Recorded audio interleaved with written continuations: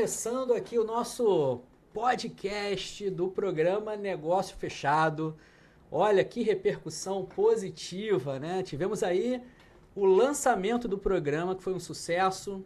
Um programa, Pedro, Henrique, que fala sobre empreendedorismo e inovação aqui na região. O lançamento foi assim emocionante, porque estava lá gente de todas as naturezas, representantes de vários segmentos, dos investidores, das startups, dos acadêmicos, pessoal da Tech Incubadora, vários times de sucesso que compõem esse nosso ecossistema de inovação e empreendedorismo.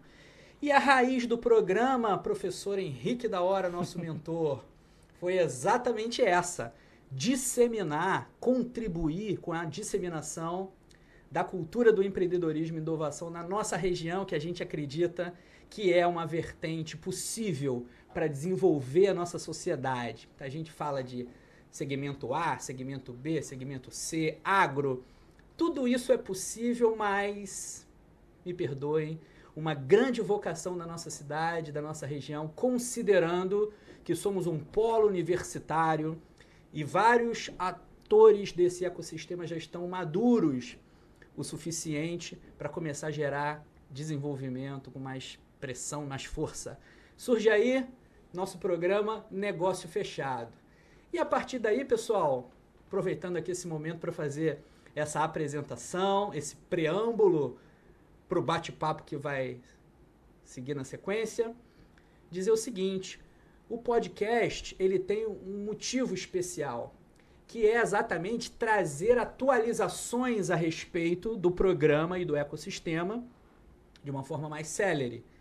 Porque o programa a gente grava um episódio e aí o pessoal de casa não sabe se rolou investimento, rolou negócio, houve segunda reunião, a coisa avançou, não avançou. Então tá aqui, é aqui que vocês vão saber se realmente a coisa avançou, se está dando certo, se está emplacando.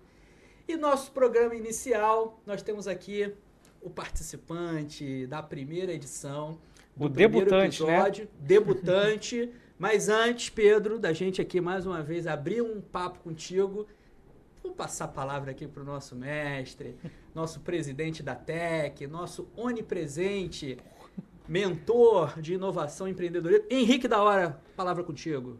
Opa, Rodrigo, muito obrigado, é muita bondade sua, muita generosidade. Estou muito animado aqui com essa estreia desse podcast. A impressão que a gente tem é que o programa Negócio Fechado ele não foi grande o bastante para o empreendedor, né, para o startupeiro, para aquela pessoa que está ali no mundo de negócios, falar tudo. Então aqui você vai ter oportunidade para falar um pouquinho mais do teu negócio, quais foram os desdobramentos do programa, como isso foi legal para ti. E eu já soube de diversas universidades, a Cândido Mendes, que você está lá naquela liderança, trabalha muito nesse aspecto lá, outros também já comentaram com a gente, que esse programa vai ser pauta das universidades do tipo, olha, é assim que se faz um pitch, olha o que está acontecendo aqui. Isso nos deixa muito realizado. O programa está, até onde a gente consegue enxergar, está voando. Enfim, e vamos para o nosso bate-papo, né? Vamos embora. Bacana você ter falado isso, né? A gente tem o nosso time da Tech, coordenador do curso de administração lá do Easy Senza, Túlio Baita. Um grande abraço para você, Isso. Túlio. Túlio falou que trabalhava em algumas aulas com os vídeos do Shark Tank para mostrar para o pessoal lá como é que faz pitch, como é que se planeja uma organização. Quais as perguntas que surgem na hora da negociação. Exatamente. Aí ele já falou, já não vou usar o Shark Tank mais, já vou usar o programa Negócio Fechado como conteúdo para aula. E a gente fica feliz com isso, né, Henrique? É verdade, ficamos muito felizes. Mas vamos trazer o Bretinhos para essa conversa? Perfeito. Poxa, gente, fiquei muito feliz, assim, eu fiquei até assustado com o convite, né? O Henrique chegou para mim para conversar, eu tive até uma palestra que eu assisti do Lira aqui um pouquinho antes do que seria o programa ali, a nossa gravação. Eu cheguei muito nervoso, obviamente muitas coisas ali nos bastidores aconteceram, o computador às vezes que não liga, a televisão que a gente não consegue programar rápido, mas a gente conseguiu ali fazer um pitch numa qualidade que gerou um volume de perguntas ali, de interações ali muito valioso para a gente. Até a gente teve aqui uma brincadeira antes do início do podcast, né, a gente conversou lá com a equipe que fez a edição, eles falaram, a gente teve que editar um pouquinho, cortar um pouco, mas eles foram primorosos na seleção. Poxa, eu deixo aqui meus parabéns aí à equipe da J3 News, que tá mandando bem aí no programa Negócio Fechado. Não, o time é fera aqui, né? A gente tá falando de times, né? Vários teams. E a gente precisa agradecer, Henrique, sabe? Esse time da J3 News, especialmente Fábio Paz, que é um visionário. Quando a gente chegou com essa ideia, Pedro, para o Fábio, Henrique idealizou esse formato. Ele aceitou de cara, assim, falou, olha, é um conteúdo relevante, importante para nossa região. Sabe, além de empresário, ele pensa desenvolvimento regional. Então é bacana a gente ter empresários dessa categoria. Ele é compromissado, ele é bastante compromissado. Eu até brinco um pouquinho que eu preparei, pensei, imaginei os contra-argumentos, eu fiz o meu roteiro, a linha de argumento, me preparei todo. Aí eu falei, Fábio, tô com uma ideia. Ele, tá aprovado. Você não vai nem ouvir qualquer ideia? Não, eu sei que vai vir coisa boa, vamos fazer. Eu me preparei tanto para conversar com você, me preparei tanto para esse momento. Ele, não, vamos conhecer aqui o prédio, um prédio histórico muito bacana, foi um banco assim, realmente o prédio é super bacana, tem uma escada. Essa escada aí deve ser mais velha que o meu bisavô, se não me engano. E ele foi bem divertido nesse sentido, bem compromissado. Falou, olha, o conteúdo é bacana, a gente vai fazer e pronto. Aí até continuo depois da história, que a coisa estava dando certo, poxa. A gente combinou 3 meses de programa, né? Mas acho que vai ficar pouco. Vou tentar ver com eles, a gente faz uma segunda temporada. Mesma coisa, me preparei, conversei, olha, vai ter... Tá aqui os argumentos na minha cabeça, né? Já estava discutindo com ele, olha, a gente vai fazer assim, vai ficar bacana. Aí eu mandei uma mensagem, Fábio, tô querendo fazer uma segunda temporada, ele tá aprovado. Eu falei, mas como assim? Eu tinha coisas para falar, eu tinha argumentos bons, ele não precisa de argumento bom não, eu sei que vai vir coisa boa e a região precisa. Mas enfim, estamos aqui agora nesse programa, nesse podcast Negócio Fechado, que é para a gente explorar um pouquinho mais que não pôde ser explorado lá naqueles 15 minutinhos de programa. E eu queria saber de você, porque esse programa, quando foi gravado, foi lá no dezembro, não foi? Ou foi novembro? Foi dezembro. Chegou a ser dezembro, né? Isso. Então tem aqui uns 3 meses e meio atrás. Como é que está a tecnologia? Explica um pouquinho como é que está a maturidade, como é que é? Para quem não viu o programa ainda, vai lá no link, procura nas redes sociais da J3 News e da Tech Incubadora, que está lá o link. Mas fala um pouquinho rapidamente sobre como é a tecnologia que a gente tem lá no programa Pitch, mas eu quero saber mais como é que está o nível de maturidade agora. Ah, legal. Poxa, recomendo o primeiro programa, né? Só fala perto do microfone. Recomendo realmente o programa para o pessoal ir lá assistir e passar a acompanhar. A gente já vai ter quase 6 meses de programas ali, toda semana com estreias, algumas reprises. E aí o pessoal pode assistir também pelos canais e inclusive ali pelo YouTube. O que a gente fez a partir daquele momento? A gente teve, sim, conversas com os investidores que estavam... Opa, ouviu isso aí, Rodrigo? Deu negócio fechado. A segunda reunião aconteceu. Isso é bom, isso é muito bom. E a gente já está aí com vias para as terceiras e quartas reuniões. E a gente, inclusive, já conseguiu ali contato com um grande parceiro que a gente até comenta, que a gente já estava com uma parceria ali da indústria têxtil, e a gente já está a vias de levar o nosso equipamento para São Paulo para fazer testes em o que chamam de ambiente relevante. Então, a gente já está aí saindo da nossa pequena expectativa ali de estar com equipamento para 250 litros, que continuamos, obviamente, em evolução, né? A equipe Na sua banca de investidores tinha lá o Alfredo Diegues, que ele tem uma questão de Exatamente. Uma lavandaria industrial, se não me engano. Sim, sim. E uma curiosidade é que Campos tem uma massa crítica muito interessante, não só dos empresários, mas também das startups. Então, em contato com outras startups, o contato do Diegues veio para mim de outras 3 fontes. Que legal! Então, além do programa ter sido gravado, ainda não tinha sido estreado, né? No momento que eu recebi esses contatos, mas aí outras pessoas já chegaram e falaram, poxa, tem uma pessoa que gosta de inovação, que é um empreendedor aqui de ponta da cidade, acho que valeria a pena você entrar em contato. Já é uma pessoa que a gente já está... Olha, você vê que quando a gente fala ecossistema de inovação, não é à toa. Sim. A gente está falando de conexão, a gente está falando de rede, de impulsionar essas oportunidades. Porque às vezes numa região, num território, né, Henrique? A gente tem ali pessoas querendo investir, empresários com boas ideias, startups surgindo, mas nem sempre a gente tem essa conexão, esse link. Então, o trabalho do ecossistema é disseminar isso, é tentar fazer essas conexões, essas aproximações. Então, o fato dele... Você encontrou com o Alfredo, não só no programa, mas outras fontes o levaram a ele também. Então, assim, é o ecossistema funcionando. E a gente fica muito sim. feliz com isso. E aí até a questão da seleção que o programa fez de quais investidores para quais empresas, em que momentos eles seriam levados, também foi um trabalho ali logístico que a gente tem que pensar ali que teve um bastidor forte para conseguir fazer com que isso funcionasse.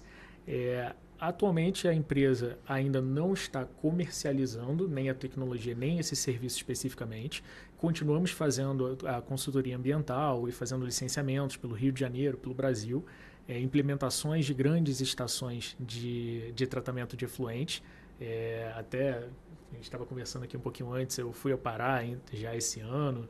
Ano passado também dei uma viajada aí por esse Brasil para conhecer alguns outros problemas, tanto logísticos quanto de tratabilidade.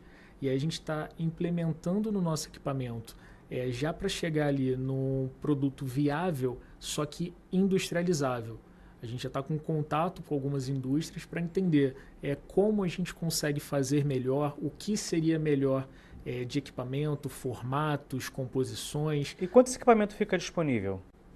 Olha, eu entendo que até julho desse ano a gente já vai estar implementando isso em indústrias. E aí já colocando o nosso padrão beta em algumas indústrias, principalmente da indústria têxtil, que foi um grande contato que a gente conseguiu. Mas no modo teste ainda. No modo teste ainda. E aí, a partir do momento que a gente consiga ter esse equipamento validado para essas indústrias, a gente já está com apoio de algumas indústrias para implementar em ambiente relevante lá dentro. A partir do momento que a gente consiga, aí a gente já vai fazer um lote piloto de umas 1000 máquinas para realmente entrar forte no mercado. Pedro, fala pra gente aqui, desculpa Henrique, só uma curiosidade aqui. Não pede desculpa não, só fala. A gente tem essa preocupação, uma discussão, né, antiga assim, desse distanciamento da academia, né, muitas vezes das tecnologias que surgem na academia com o mercado. Então, assim, não é comum, né, a gente ver uma tecnologia dessa proporção, dessa dimensão, sendo já discutida, né, e avançando do jeito que está, e gerando interesse em investidores. Fala pra gente aqui, conta essa história, porque isso pode ser útil para muita gente que está nos vendo aqui, nos assistindo, nos ouvindo, como uma inspiração para empreendimento, para o empreendedorismo, né? Você tem uma formação acadêmica específica, isso te levou ao empreendedorismo. Conta um pouquinho, de onde veio essa visão empreendedora, o que te impulsionou para isso? Aí a gente acaba voltando um pouquinho no tempo. O Henrique conhece aqui bem o meu pai, o professor Wagner, aqui do IF também, que é um professor de empreendedorismo desde sempre, desde que eu me conheço como gente. Assim. Então, aos meus 4 anos de idade, eu já ouvia o meu pai falando sobre empreendedorismo, falando sobre patentes, falando sobre marco legal, acompanhando isso nas pós-graduações e nos avanços acadêmicos dele. Então, quando eu entrei na universidade, eu já era um aluno ali que fica falando, poxa, isso daqui pode virar negócio, poxa, isso daqui é interessante. Então, acaba que a gente vai gerando essa cultura e gerando um olhar, não necessariamente, eu vou ganhar dinheiro, eu vou gerar negócio. Não, mas aquilo ali pode ser útil para outra pessoa. Então, a gente muda um pouquinho o paradigma. Eu não estou só querendo ganhar dinheiro. Não, poxa, se eu consigo juntar, ganhar o dinheiro, ser efetivo para o meio ambiente ali, fazer uma metodologia, uma aplicação mais sustentável e também, como se fala muito, assim, atender ali a demanda do meu cliente, perceber a dor dele e trazer isso como responsabilidade para mim, aí sim a gente consegue ter um negócio fechado. A gente consegue implementar soluções cada vez mais eficazes. Então, já percebendo ali como meu pai tem feito, todas as pessoas que passam pelas nossas equipes, todas as pessoas que crescem junto com a gente ou perto da gente, a gente estimula ali essa percepção empreendedora, essa vontade ali de crescer, porque não necessariamente você tem que abrir o seu negócio para ser um empreendedor. Você pode estar trabalhando num negócio de terceiros ou numa multinacional e estar empreendendo ali dentro, estar percebendo a dor de quem é o seu cliente e fazendo aquilo ali como uma necessidade de superação para você. Então, toda essa evolução ali foi moldada ali, arquitetada desde a minha tenra juventude ali. Bacana, que privilégio, né, Henrique? Como é que a gente faz, professor Henrique, para escalar essa inspiração? Ele foi privilegiado porque teve isso em casa, né?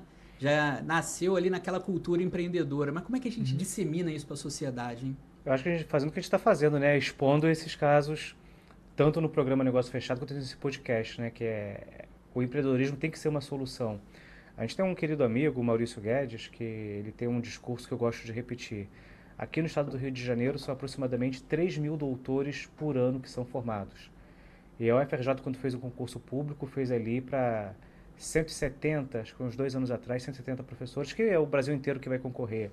Arredondando números, a gente fica ali mais ou menos com 2.800 doutores que não estão ali inseridos em universidades, etc. O que faz com eles? E são doutores que têm ali a mão pesada do Estado numa formação sólida. E para o pessoal da área tecnológica, o empreendedorismo tem que ser uma opção muito viável. Até para diversificar a economia, para... Enfim, a gente vê que os países que são mais avançados ou chamados desenvolvidos, a maior parte dos doutores está nas indústrias. A gente vê que na Alemanha, no Japão, 80% dos doutores estão trabalhando na indústria. Então tem uma indústria altamente tecnológica com alto valor agregado. E no Brasil, 80% dos doutores, 75% na verdade, estão nas universidades. O que não é a configuração ideal, mas a gente está aí numa caminho da mudança. Você trouxe um exemplo importante, Henrique, da sua experiência na Alemanha, Sim. com relação a essa mudança de cultura e filosofia, que uma pessoa para fazer mestrado lá, em engenharia, já tem que chegar com um problema de uma empresa, né? É muito bacana, isso eu achei... Só para falar aqui como é que funcionou isso, cheguei lá na Steinbach, que é uma universidade de referência na área de inovação. Bacana aqui, inovação, e eu querendo ver os laboratórios de engenharia, de computação. E cadê o laboratório ali? Que laboratório? Não, eu quero ver a instalação. Não, tá aqui a sala de aula bonita, não sei o quê.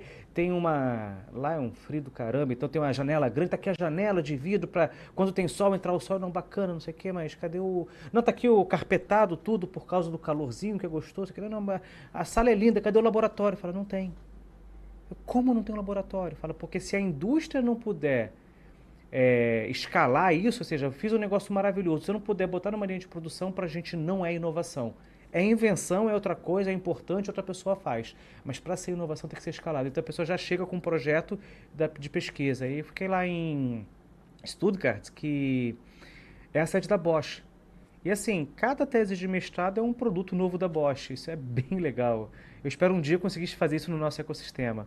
Mas voltando aqui para nossa planície Cuitacá, você havia comentado, Bretinhas, me permita chamar de Bretinhas publicamente, agora já é tarde, que você falou que já quer fazer para esse ano 1.000 equipamentos. Se não for para esse ano, para o próximo. Encomendar até o final desse ano para 1.000 equipamentos, assim que a gente consiga implementar numa indústria e ter validado ali o nosso produto, sim. Eu queria que você falasse um pouquinho sobre o modelo de negócio. Você vai vender esses 1.000 equipamentos? Você vai fazer o que com esses 1.000 equipamentos? Então, a gente vai... Eu pego aqui o contato ali A gente não falou o nome da empresa, né? Sim. É Bretas e Lites? Não. Esse é um trocadilho. É a Letras e Bits. Isso. E aí na Letras e Bits, o nome é curioso porque... Eles fazem muito pareceres e desenvolvimento de tecnologia, de softwares embarcado, né? A menor unidade de um parecer é uma letra e a menor unidade de programação ou de computação é um bit. Aí ficou letras e bits. A explicação é melhor do que o nome. Mas, enfim. A gente acaba tentando simplificar ao máximo tudo que a gente faz. Então, existem coisas com complexidades absurdas ali que são implementadas, mas sempre que a gente tenta explicar ou implementar, a gente vai para o básico, para o beabá, a gente tem ali toda uma questão de busca em bases de artigos, patentes, para conseguir desenvolver não a roda, e sim aquela parte específica do carro que a gente quer utilizar nesse momento. Então a gente sempre inicia os nossos projetos de pesquisa já ali alçando voo a partir de montes um pouco mais altos, né? A gente não alça voo do chão. Mas tem um problema de resíduo, estou com uma água oleosa, uma água de reuso, uma água, qualquer coisa assim que precisa, que o seu processo, que a gente viu no programa, só precisa de como insumo energia elétrica. Exatamente. Pega o telefone e liga, quero 3 dessa. É assim que funciona? Como é que é o teu modelo de negócio? Não, o nosso modelo de negócio ele acaba sendo um pouco nichado para o público que a gente está implementando. Por exemplo, a indústria têxtil, ela acaba tendo uma necessidade de ter os equipamentos. Isso acaba entrando ali para o custo deles de investimento e a gente já percebeu que para esse público provavelmente a venda de equipamentos vai ser o mais razoável. Então a gente vai ter essa venda de equipamento e ali uma manutenção, um suporte com manutenção num certo período. Ui, coloca pra cima e vambora. Beleza. Tá um pouquinho quente, mas Minha primeira experiência de podcast é assim mesmo. Coloca pra cima e vambora. Mas aí o que acontece? Quando a gente vai para algumas outras indústrias, a gente vai para a indústria de petróleo e gás, a gente vai para municípios que têm aterros sanitários que precisam tratar esse efluente, é uma situação ali momentânea que pode ser continuada ou não. Nesses fatos, nessas situações, a gente preferiria tratar o efluente e aí seria assim, olha, qual que é a sua necessidade? Me manda uma amostra do seu efluente, eu vou testar, parametrizar e eu entrego para você especificamente aquilo e cobro para você uma taxa mensal de disponibilidade, como um leasing de carro, e cobro de você o que você exceder essa disponibilidade. Então, calma aí, vamos simplificar isso aí então, que eu quero entender. Você vai ter então, para um tipo de nicho de cliente, você fornece equipamento com garantia, etc., coloca lá, e para outro tipo de cliente você vai ter como uma assinatura. Isso. Um comodato. Exatamente. Que nem quando a gente tem ali no... aquele negócio de... Meu Deus, TV a cabo, que quando você para de assinar, eles vão lá e pegam o aparelho e vai embora. Exatamente. Maravilha, muito bacana.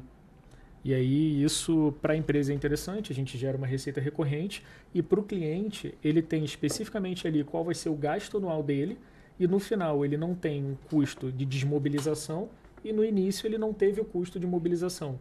Então a gente acaba ali facilitando a solução do problema dele de uma forma rápida e barata em relação a comprar uma estação de grande porte, que é o que tem acontecido. Eu já estou satisfeito com o modelo de negócio e se tiver tudo bem com o Rodrigo, acho que a gente pode entrar na tecnologia. Tem alguma coisa sobre o modelo, Rodrigo? Não, eu estou lembrando aqui, Pedro, de alguns questionamentos lá dos investidores, né? Uma das preocupações é exatamente assim, a gente, claro, entendendo o local onde um deles trabalha e o olhar instrumental já sobre uma possibilidade de aproveitamento, assim, a escala dele seria muito grande. E aí quando você apresentou ali, apresentou em protótipos, dimensões menores, volumes, né? Que ficariam assim, muito aquém da necessidade de uma grande indústria multinacional, uma grande empresa prestadora de serviço multinacional. O que você tem a me dizer sobre isso? É possível fazer essa escalada assim, com vistas a um atendimento como esse? A gente sabe que a gente está aqui numa zona, um circuito industrial importante, né, entre Macaé e Porto do Açu. E aí você tem dois grandes nichos, né, de empresas, de clientes. Fala um pouquinho para a gente sobre isso. Perfeito, vamos lá. O nosso protótipo, que é aquele que até brinco no programa comentando que é o nosso grande laboratório, ele tem ali a expectativa de fazer bateladas de 250 a 300 litros. Então, realmente é um volume pequeno, só que grande o suficiente para provar que a tecnologia funciona em uma escala real. A gente não está fazendo ali em um beckerzinho com alguns ml, né? A gente já está fazendo ali com um volume interessante. Ainda esse ano, a expectativa da gente é que a gente monte o primeiro módulo de 10 mil litros hora. E aí sim a gente já começa a entrar ali nesse grande jogo. Só que ainda é pequeno. Quando a gente fala, poxa, 10 mil litros, nossa, isso tem prédios com uma caixa d'água nesse volume, já é bastante coisa. Mas quando a gente vai para, por exemplo, uma plataforma de petróleo... Só para confirmar, 10 mil litros hora. 10 mil litros hora. Meu Deus, isso é muita coisa. Em uma hora, sim. Para quem está assistindo a gente, me dá uma noção do que é isso. Para ter uma noção, uma residência gasta 250 litros por dia. Uma residência com até 4 pessoas. E aí a gente está falando ali de... Um quarteirão. Por hora. Uau, é bastante. É desafiador. A gente está falando um prédio de 10 andares. É o dia de um prédio de 10 andares em uma hora. E aí isso já é desafiador. Mas aí você vai nessa indústria que a gente está para implementar alguns testes e a utilização deles são 90 mil litros por hora. Então a gente já vai para outra escala. Quando eu vou para uma plataforma de petróleo, eu estou falando de 230 mil litros de efluente gerado por hora. E eles têm que conseguir tratar isso ou transbordar para um outro navio para ser tratado em outro lugar e descartar. Então, a nossa necessidade ali, e até o que eu comento, que a gente precisa ter uma dupla verificação, além de tratar, lançar para um tanque antes de descartar, é que a responsabilidade social e ambiental ali é muito grande. O que a gente está fazendo na indústria têxtil, até porque ser uma venda de equipamento e não só aluguel, é que a necessidade deles acaba sendo um pouco diferente. Eles têm um volume de efluente que eles utilizam no processo principalmente de tingimento e lavagem deles, e esse volume eles vão utilizar novamente para o mesmo processo. Então eles não vão lançar. Como é feito atualmente? Parte eles conseguem aproveitar, parte eles tratam, só que com insumos químicos, com ali um ataque de agentes químicos muito nocivos, né, que acaba indo parte para o ambiente. Isso a gente não consegue evitar tanto nesses métodos convencionais, né? E eles lançam isso. Então ele vai ter um custo de tratamento, de recaptação dessa água, né? Ele vai ter que captar novamente, e ele vai ter um custo de lançamento desse efluente. A nossa disponibilidade do equipamento para essa clientela é justamente que ele consiga captar uma vez e ficar reutilizando isso daqui 10, 20, 50 vezes sem precisar captar novamente e ainda tendo um efluente de qualidade, só que não para lançamento, mas sim para o processo dele. Entendi, vira reuso. Vira reuso. Essa é a grande diferença da gente conseguir vender um equipamento que vai chegar uma água boa o suficiente para reuso dentro da indústria, ou a gente está com o aluguel do equipamento que a gente vai estar operando e dando a garantia de que o lançamento vai ser viável. Entendi. Maravilha, vamos lá. E aí? As expectativas aí com relação a... O Pedro, falando em expectativa aqui, eu lembrei de uma coisa, Henrique, que Sim. o pessoal, assim, até no próprio programa, né? Nessa habilidade da edição, as pessoas olharam assim as feições dos investidores, né? E é claro que assim, a gente está vendo que você domina a tecnologia, o negócio ele tá bem amadurecido assim na tua cabeça. Eu imagino que o programa, obviamente, tenha contribuído ali com algumas observações, reflexões. Depois você fala sobre isso. Mas, ao final, você fez uma proposta ali de 350 mil por 5% da empresa. A gente chega num Como é que você valuation fez esse de valuation 7 milhões. aí? Exatamente, quer dizer, a empresa não está monetizando, ainda tem um caminho longo pela frente, Sim. mas você está confiante de que o negócio, esse valuation, ele tem mais peso da confiança ou do aparato técnico de alguma testagem, de algum outro caminho que você concluiu para chegar nesse número? O que a gente fez para chegar nesse valuation? A gente pegou o potencial da equipe de produção de equipamentos, a gente extrapolou isso para o mercado que a gente já está inserido nesse momento e a gente chegou num volume ali a ser tratado numa ordem ali de 1 ano e meio. Então, quanto que eu conseguiria tratar no primeiro 1 ano e meio após iniciar as nossas operações efetivas no mercado? E aí, a partir disso, a gente chegou a um valuation da empresa, já imaginando ali o metro cúbico tratado, os valores de equipamentos que a gente precisaria adquirir e vender, para chegar num valuation ali da empresa, baseando num potencial ali de ganho. Pois é, mas agora tem uma questão que é a seguinte, você na verdade, a Letras e Bits, ela já atua em outros segmentos. Sim. Então, a ideia é essa criação desse tratamento de efluentes e tal. Isso vai ficar agregado à empresa. A ideia é tirar isso, transformar isso numa startup à parte. Esses 5% já é da Letras e Bits ou seria dessa nova empresa? Porque agora me gerou essa dúvida também. Porque uma coisa é a Letras e Bits já está monetizando, já tem tempo no mercado, já tem clientela e tal. Outra coisa é essa tecnologia. Explica pra gente aí. O valuation a gente fez em cima da tecnologia.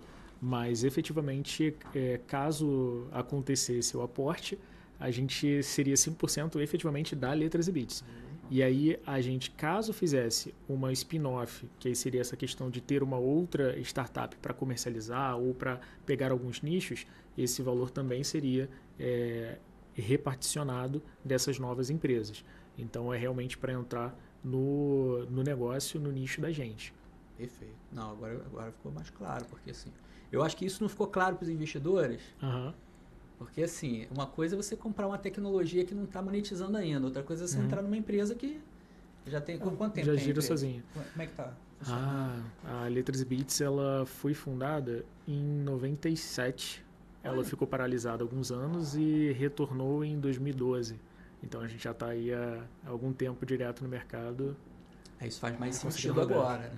Aham. Você falando assim, 5% de algo que Sim, tem sim. uma história. Pedro, deixa eu entrar aqui numa situação que você lá no seu pitch, você falou do relacionamento com a unidade Embrapa. Uhum. E eu não sei o quão constrangido você fica de comentar os valores. Pelo jeito não fica nem um pouco, né? O empresário gosta de falar de cifras. Não, a gente não costuma falar tanto assim, mas sim, não seria um problema. O quanto que você pode falar? Eu queria saber o quanto que foi o projeto, não precisa falar exatamente o valor, uma ordem de grandeza e como é que você levantou, porque eu sei que teve apoio do Sebrae, Sim. teve apoio do Fundecam, ou seja, eu queria que você falasse um pouquinho dessa questão de como você conseguiu levantar os fundos e viabilizar financeiramente um projeto que a gente está falando de 7 milhões. Hoje ele vale 7 milhões, mas eu sei que você não pagou 7 milhões nele. Não. Fala um pouquinho sobre isso, por gentileza. Vamos lá, de questão de custo, se a gente for pensar o total, ele deve estar batendo aí um pouco acima de $500 mil. Isso foi custo e aí efetivamente a gente não está contabilizando horas minhas, dos meus associados nesse desenvolvimento. Aí isso é dinheiro mesmo que foi aportado. O nosso projeto lá da Embrapia... Volta pro microfone, não rapaz. Não sei se... Pode olhar pro Rodrigo, o Rodrigo também quer saber essa resposta. Então, Rodrigo, vamos lá. Não sei se a gente pode falar, mas eu imagino que seja uma informação pública, né? A gente estava dentro de uma instituição pública, foi na ordem de grandeza de 380, 390 mil reais. Esse dado é público, tá? Quem quiser buscar ele consegue. Sim, consegue sim.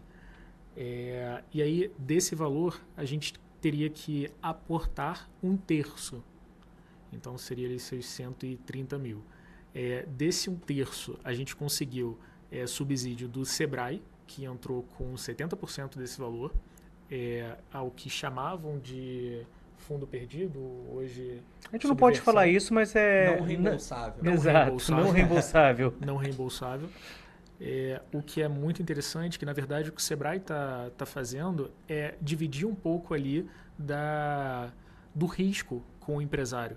Então isso dá para a gente uma garantia muito interessante de querer ali participar desses fomentos, né? Participar junto com eles e ter ali uma expectativa de desenvolvimento um pouco mais longa. Se eu fosse aportar $500 mil, ou eu demoraria muito mais, ou eu teria que ter muito mais gente envolvida nessa situação. Então a gente teve ali uma dinâmica que foi muito interessante com o pessoal do Polo de Inovação. Inclusive, um dos bolsistas atualmente é estagiário na empresa. Ele está se formando em engenharia e a gente já tem ali algumas conversas a respeito disso. Dá uma pausa aqui, por favor. Pausa, não perde a linha, guarda a linha aí. Rodrigo, é essa ponta é esse momento que eu defendo muito. Surge um novo emprego a partir da inovação. É para isso que eu acordo todos os dias, é para essas novas oportunidades, os empregos que estão aí postos, bacana, lindo, mas como é que a gente gera mais empregos a partir da inovação? Esse posto que você abriu, ele não existia. Ele passa a existir a partir da ação de uma empresa inovadora que é estagiário, daqui a pouquinho ele vira engenheiro efetivo e que daqui a pouquinho ele vai comparar que quanto ele vai estar ganhando vai estar alinhado com o mercado, porque a empresa tem um produto.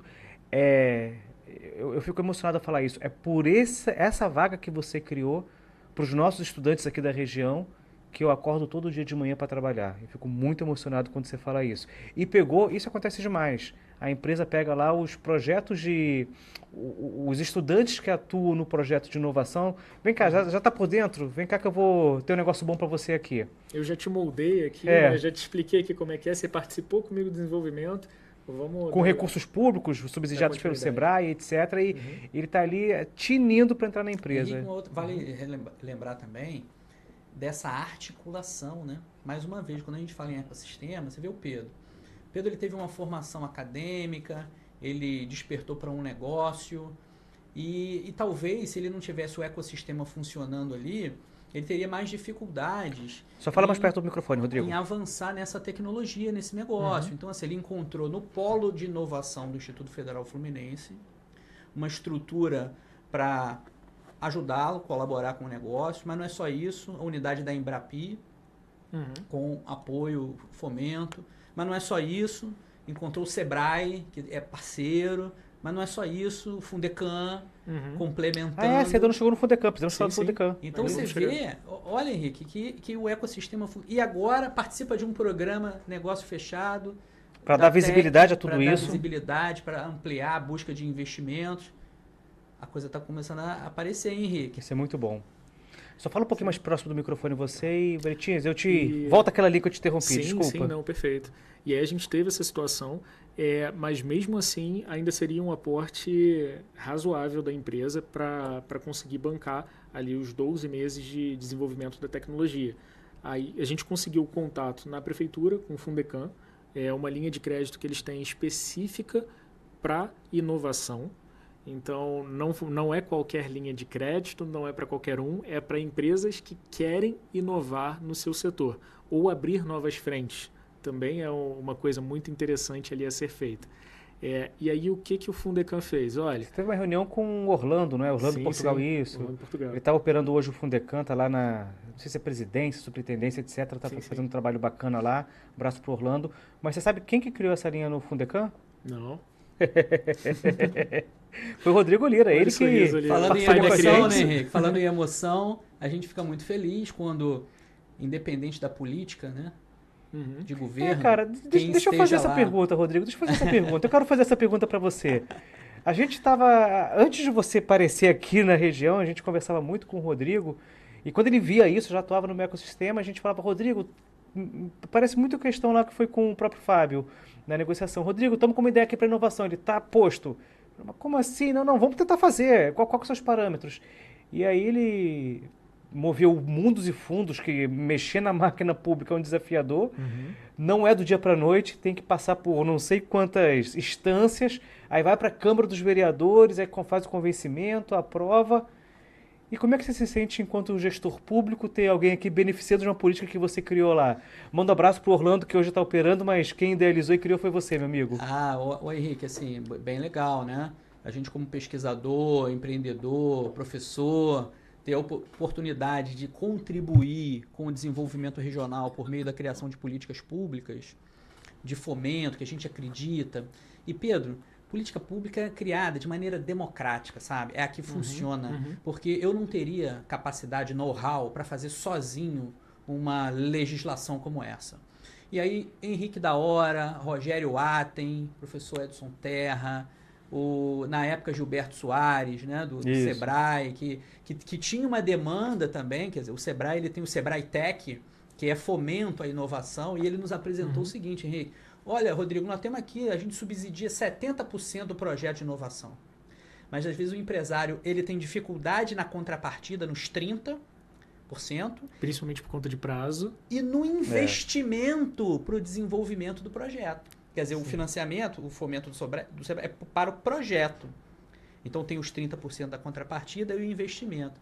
O que nós fizemos? E a Embrap, o modelo da Embrap era muito parecido.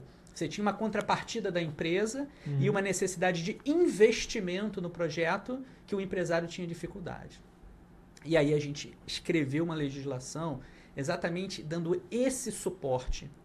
Nos anos iniciais, o Gilberto do Sebrae falava para a gente assim, olha, a gente conseguiu multiplicar os Sebrae Tech aqui, os projetos, muitas vezes, exatamente por conta desse fomento. Liderou o Estado. Então, assim, isso dá um impulso na inovação que muitas vezes é invisibilizado, né? E a gente, assim, por um lado fica feliz, porque o Inovação, Fundecam Inovação foi mantido na parceria com a Embrap, mas não foi mantido no apoio ao Sebrae Tech. É algo que a gente precisa tentar jogar uma luz, porque, assim, essa conversa de inadimplência é uma conversa que você garante com análise de crédito, né? A pandemia teve aí, é claro que os próprios bancos grandes tiveram problemas com inadimplência também. Então, a gente precisa discutir isso, né? Porque é uma política pública que foi mantida, não na íntegra, mas que tem potencial para ajudar ainda mais pessoas. Eu fico muito feliz de ter participado da elaboração de um marco da inovação do município. Eu fico muito contente porque viabilizou muita coisa boa na nossa região, inclusive Bretinhas aqui com a... Meu Deus, falando Bretinhas toda hora. Pedro Henrique Bretas com a Letras e Beats. Meu amigo, mas vamos lá, a gente estava chegando no Fundecam Inovação. Sim. E o que acontece? Pensando assim, o lado do empresário, nu e cru ali, como acontece mesmo. Sempre que a gente vai investir em inovação e as empresas que investem em inovação, a gente vai fazendo aquele pezinho de meia, falando, olha, sei que vou precisar, vou gastar tanto, vai fazendo um pezinho de meia ali, deixando a parte, já deixando reservado, e isso daqui eu sei que eu vou gastar para inovação. O Fundecam, ele chegou para a gente e deu uma oportunidade da gente acelerar muito os passos que a gente gostaria de dar. Então, assim, o que a gente gastaria em 12 meses, ele já parcelou para a gente em 36 vezes, com 3 meses de carência no início. Então a gente falou, olha, ao invés de eu esperar 6 meses até ter fundos para conseguir continuar, eu vou reservar esses fundos aqui, já vou deixar isso daqui para eu sei que eu vou ter despesas maiores, que eu vou ter que comprar mais equipamentos, que eu vou fazer ali outros investimentos que não só os valores ali do Embrapi. Então eu vou pegar esse fundo do Fundecam, vou aplicar isso diretamente já ali no Embrapi, já sabendo o quanto que eu vou pagar por mês, que taxas de juros que eu vou ter, e ali essa perenidade ali de não ser uma decisão política e sim uma política pública do município, facilitou até a gente querer estar mais próximo da Prefeitura de Campos. Então a nossa empresa que na época tinha como sede Teresópolis, trouxe toda a sua operação para Campos Goytacazes, já apostando nesse ecossistema que a gente percebeu aqui como extremamente valioso. Isso me dá muita alegria. É o ecossistema atraindo empresas inovadoras para cá.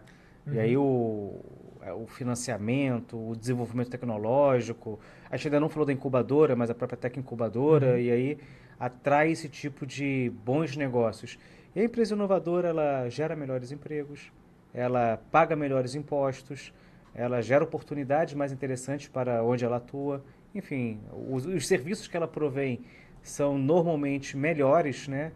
Ou seja, eu não vou fazer aquela brincadeira de Uber e táxi que daqui a pouco vão me apedrejar. E eu não vou entrar nessa polêmica. Mas, enfim, hoje o pessoal quer assistir o Netflix e não um videocassete. Então, acho que assim fica um pouquinho mais fácil de ilustrar. Vale a pena lembrar que o nosso time ali de participantes, de investidores, nós tivemos em um dos episódios o secretário de Desenvolvimento Econômico de Campos, Mauro Silva. Esse cara é excelente, eu gosto muito dele. Olha, uma pessoa assim, sensível, né, a essas questões. Então ele viu na prática ali que existem tecnologias, novos negócios incubados na Tec, aparecendo na cidade com potencial de gerar emprego, gerar renda, pagar os tributos aqui. E que a inovação e empreendedorismo é um segmento que precisa ser observado de uma maneira especial. Porque é isso, Henrique, assim, não é uma lavoura, não é uma cultura específica que você vai ter que... Uma startup, de uma hora para outra, escala, gera vários empregos na cidade, capta... Tem clientes no Brasil inteiro, capta recursos. Você lembra do caso da Rovec, né? Sim. A Rovec foi o primeiro cliente do Fundecam Inovação, pegou recursos, fez a trilha do Pedro Bretas. Embrap, incubada na Tec. Isso. Desenvolvimento de tecnologia, um engenheiro formado no território, no IFE. Foi. Desenvolveu projeto no Polo de Inovação, unidade Embrap, Sebrae, Fundecam. E aí começou a ter clientes no Brasil inteiro. Um CNPJ de Campos, né? Empregando aqui. Uma empresa de robótica de Campos. De robótica. Sim. Olha aqui, o Hugo fica até arrepiado, né? Isso é legal. Porque, assim, saiu lá nas manchetes ele assinando, o primeiro Fundecam Inovação. Quem ganha a cidade, sabe? Uma nova perspectiva. E olha, esse projeto da Rovec, não sei se você chegou a ver os relatórios finais, pegando todo o dinheiro público que foi investido nele. Então pegou lá o recurso da Embrap, que é dinheiro público, é dinheiro dos pagadores de impostos, dinheiro do cidadão, pegou o dinheiro do Sebrae, que bem ou mal também é dinheiro público, pegou todo o volume. E aí quando a gente entregou o projeto de inovação, ele começou a fechar os negócios, como você daqui a pouquinho vai começar a fechar negócios específicos. Em 2 meses. 2 meses de assinatura de contratos novos, o que os contratos novos geraram de impostos supera, e impostos para os cofres públicos, supera o que os cofres públicos investiram nele. Ou seja, a inovação se paga. E isso me deixou assim, extremamente realizado naquela época, porque, mas inovação é caro. Mas eu vou botar dinheiro na inovação e isso não retorna. Retorna. Henrique, é importante pegar um corte assim, né? Já vou dar essa dica para a edição aqui, porque essa tua fala é perfeita. Isso precisa estar assim, um cortezinho de 30 segundos, você falando isso, né? Não, Que a o Bretinhas falando isso. Que é o empresário falando, né? Testemunhando, dando uma prova social de que isso funciona. E a gente precisa acreditar nisso, né? Porque a inovação, para muita gente, é uma coisa assim meio intangível, né? O que é isso? Mas é exatamente isso que a gente está trazendo aqui, né? Tentando discutir empreendedorismo e inovação. E é engraçado que a gente se esbarra muito. Esses dias eu estava no Galeão, eu mandei uma foto pro Thiago de um robô dele fazendo uma operação no Galeão. Espetacular. Então é muito interessante. Que legal, não sabia não. Depois eu te mando a foto também. E aí a gente acaba tendo isso no nosso ecossistema. E aí a gente olha assim e fala, poxa, eu vou chegar nesse ponto também. Deixa eu fazer um parêntese aqui, para quem não percebeu o que você falou. O Galeão é um dos maiores aeroportos do Brasil.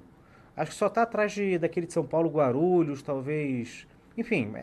Confins, talvez. Exato, talvez Confins, mas aeroporto do Rio de Janeiro, é a porta de entrada do Rio de Janeiro, é um aeroporto imenso. Trazer quem quer que seja de qualquer lugar do mundo não é caro, porque o avião já está lá, então ele pode trazer de São Paulo, pode trazer dos Estados Unidos, pode trazer da Europa, para fazer esse tipo de manutenção. O Galeão, com toda a tecnologia que tem, com todo o aporte, com a possibilidade financeira que tem, escolheu uma empresa de robótica aqui de Campos, apoiada pelo Fundecam, cujo projeto de tecnologia deles foi feito no polo de inovação em Campos, que estava desenvolvendo seus negócios, assim, um modelo de negócio, numa incubadora de Campos, e isso me deixa assim...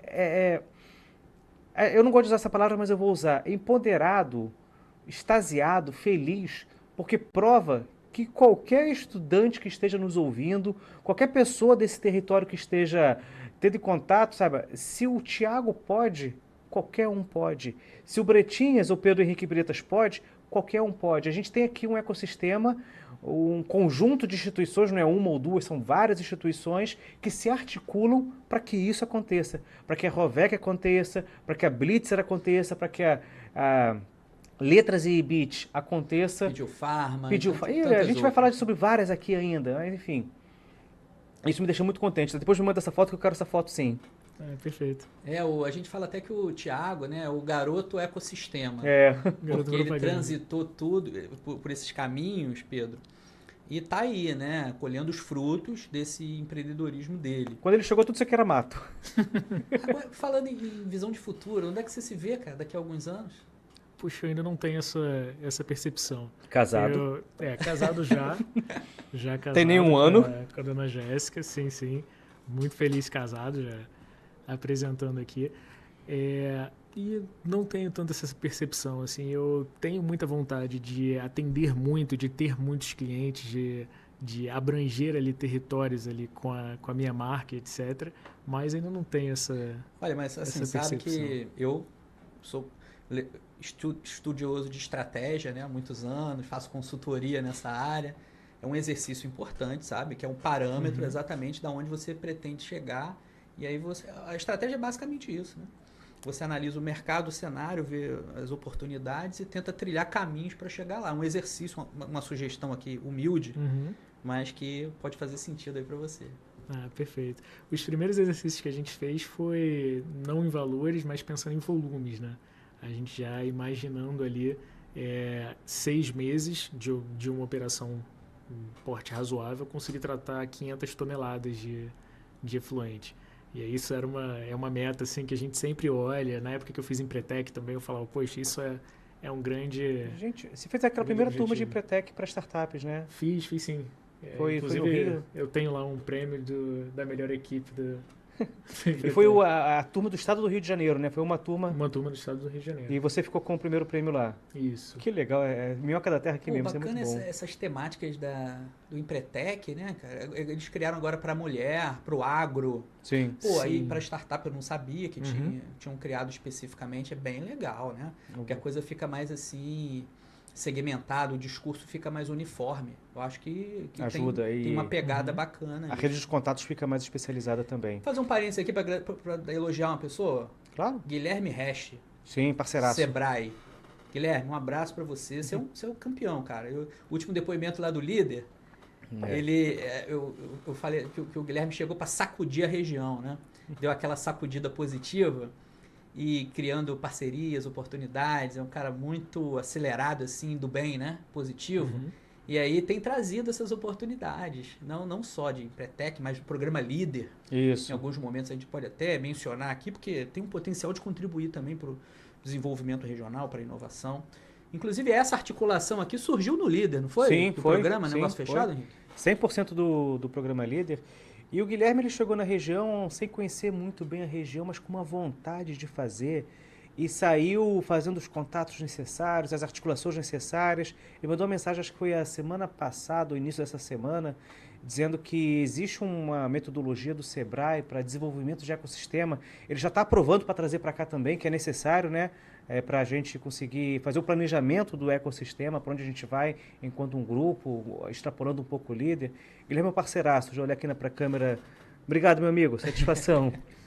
Então, é o ecossistema aí funcionando, né? E essa relação próxima, Sim.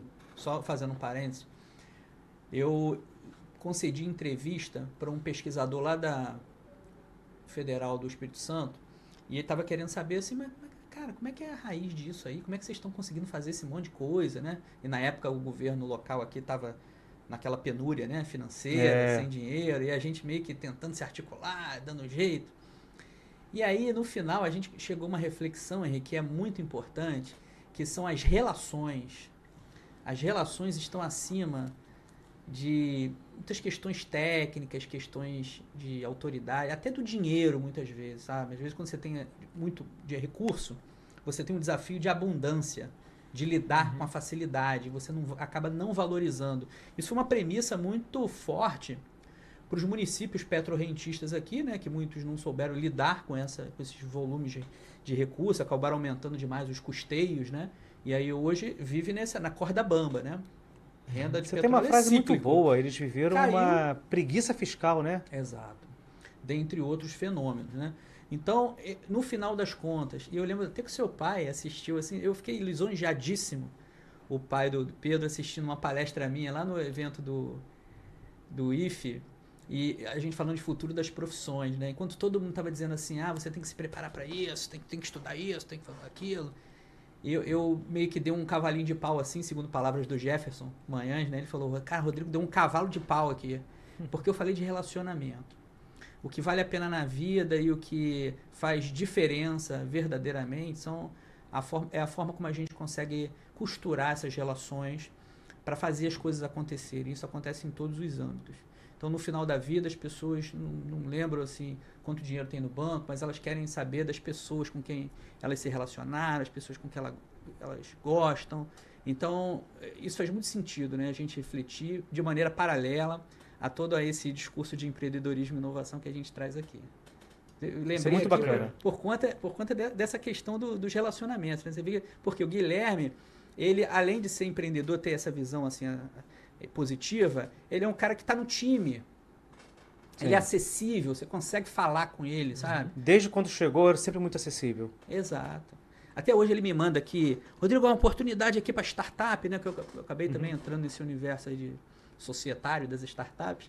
De vez em quando ele lembra, manda. Então, assim, pô, quem é o gestor, né? O superintendente regional do Sebrae que tem esse olhar específico, esse cuidado com as pessoas. Então, realmente é diferenciado. Assim como era o anterior, né? Sim, sim. Para não gerar ciúme, eles são dois grandes amigos. Mas cada um com as suas características, especialidades. Deixa eu trazer aqui, Luiz, um negócio que me percebeu, que a gente estava falando aqui um pouco antes dos volumes que a tecnologia vai conseguir tratar. A gente chegou a falar aqui 10 mil litros hora, que é uma ambição desafiadora, etc. Uma coisa que a gente tem feito há muito tempo quando vai fazer modelagem de negócio é sempre alinhar com os objetivos do desenvolvimento sustentável. A gente tem uma Agenda 2030 da ONU, que é para onde a gente... onde o mundo está alinhado, assim. E se a gente está falando que a gente vai tratar, ou a gente não, você vai tratar 10 mil litros de água a hora, o que a gente está falando é que vão deixar de entrar 10 mil litros de uma água não adequada hora em um corpo hídrico, etc. Ou seja, a gente está falando aí também de oceanos, lagos, corpos hídricos mais ou menos poluídos. Fala um pouquinho sobre isso. A gente tem não só a questão Não de esquece de falar perto do lançamento, a microfone. gente tem não só a questão de lançamento, mas a questão de captação também. Imaginando aí que a indústria consome muita água, não tanto talvez quanto a agricultura, mas a gente acaba que em algumas regiões uma disputa do que você tem de abastecimento humano e abastecimento para indústrias. Quando a gente fala que eu vou conseguir reutilizar essa água 50 vezes, quer dizer que eu estou gastando 50 vezes menos, no mínimo. Porque aqueles 10 mil litros ali que eu teria que ficar captando a cada hora, eu captei uma vez e estou utilizando só aquilo. A gente já tem alguns países, por exemplo, como a Índia, que já estabelece isso como parâmetro para a indústria. Então, você me diz o quanto você quer de água, eu te forneço uma vez e é isso. E se vira aí. Você que se vire com a sua água. Tem a tecnologia e inovação para isso. Sim, e a gente acaba que aqui no Brasil a gente tem essa perspectiva da abundância, como diz o Lira, que como a gente tem muita água em muitas regiões, se algumas indústrias se estabelecem nessas regiões, elas não têm problema de captação. Mas a gente tem que entender isso como uma realidade, porque se eu capto, não consigo tratar bem, eu estou cada vez mais poluindo. Então a gente pensa ali nos ODS, eu estou pensando na questão de melhorar a indústria, eu estou pensando ali na questão de água limpa, eu estou pensando ali na questão também de produção de alimentos.